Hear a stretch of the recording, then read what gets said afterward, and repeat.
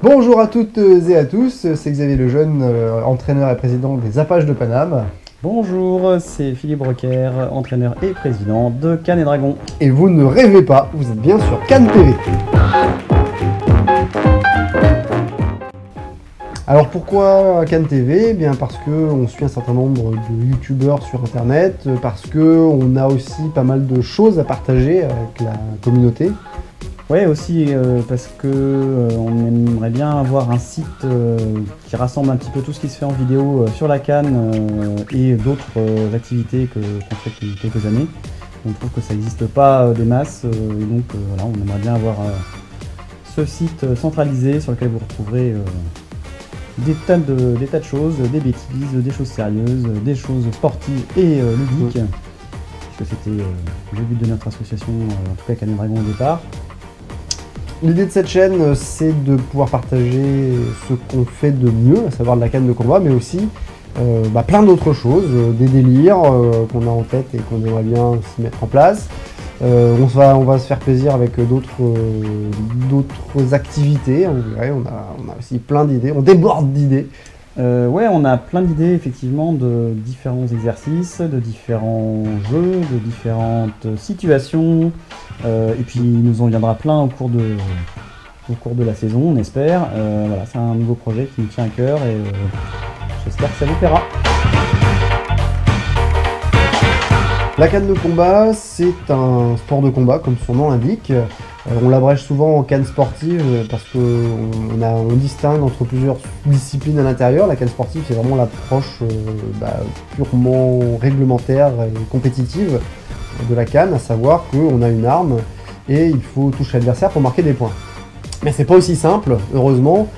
Tout l'intérêt, ça va être dans la gestuelle, dans la liberté qu'on a à l'intérieur. Et je crois que c'est ça qui nous a le plus plu quand on a commencé la canne en fait. Oui, tout à fait. C'est vrai que quand on compare à d'autres sports ou à d'autres activités, on va dire, soit justement il y a vraiment un côté sportif, compétitif qui est très marqué, mais qui forcément enlève un petit peu le côté esthétique et ludique. Soit c'est l'inverse et ce sont des jeux, des nerfs ou des je sais pas quoi, qui sont très ludiques, mais du coup il n'y a pas forcément de règles côté compétitif. La canne vraiment rassemble les deux. Moi c'est vraiment ce qui m'avait plu au début, c'est ce côté combat virtuel en fait, tout en étant un vrai sport, une vraie discipline de compétition.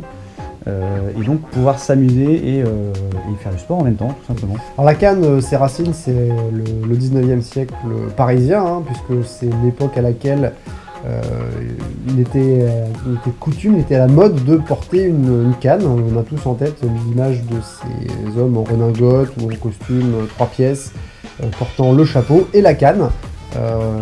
Et ça a commencé bien sûr par l'aristocratie, et puis en fait ça s'est démocratisé au point que tous les hommes quasiment portaient la canne. Donc évidemment en parallèle, des méthodes de défense ont été développées par des maîtres d'armes d'escrime, de savate et de canne, dont on retrouve encore des manuels aujourd'hui. Et puis petit à petit ça a évolué entre le début du XXe siècle, où ça a été l'apogée, jusque finalement notre pratique moderne qui est une pratique sportive. Oui, pratique sportive qui a été mise en place en fait par une prof de boxe française assez renommée parmi les canistes en tout cas, qui s'appelle Maurice Sarri, qui a démarré en fait l'ère nouvelle de la canne, l'ère moderne si on peut dire, et qui donc a formé ce sport à partir de cette discipline, ou de ces disciplines, parce que finalement la canne c'était assez vaste comme pratique, et le bâton, il y a le canne et le bâton. Et donc a formé ce sport qu'on connaît aujourd'hui, qui est un vrai sport de combat pour le coup. Et alors donc on vous parle de la canne sportive, il y aura aussi de la canne de défense, qui est donc l'application autodéfense de la canne sportive, qui renoue un peu plus avec l'origine de la pratique, de la discipline. Il y aura aussi de la double canne, car une canne dans chaque main, il y aura du bâton, et puis après il y aura plein d'activités annexes et connexes, dont on garde un peu le secret et puis que vous découvrirez au fur et à mesure des vidéos. Voilà, donc on va essayer de entretenir un petit peu la flamme qu'on avait nous au début grâce à ces activités et faire renaître d'autres activités qui nous font rigoler et j'espère vous feront aussi rigoler. Puisque le but c'est quand même de partager toutes ces choses qui nous amusent et qui nous motivent. Donc bien j'espère que vous serez satisfait et comment dire, remboursé ou remboursé. Non, pas remboursé, vous ne payez rien.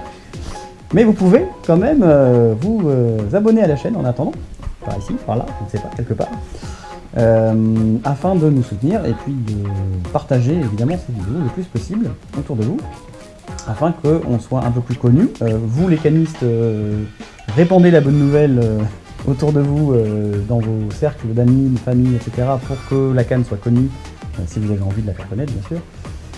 Et vous non canistes, eh bien, bienvenue, venez essayer la canne, puisque si vous ne connaissez pas la canne, c'est que vous devez absolument l'essayer.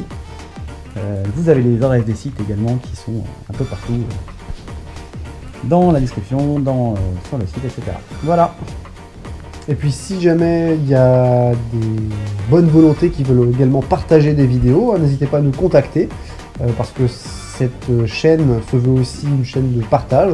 Donc si vous souhaitez nous envoyer des vidéos de cannes qui tournent autour de la canne, qui parlent de la canne, vous nous envoyez un lien, vous nous envoyez un petit message, et puis bah, on en discute et puis on voit si ça a sa place sur cette chaîne. Et ben on vous dit à bientôt. À bientôt, exactement. Pour une nouvelle vidéo. Salut.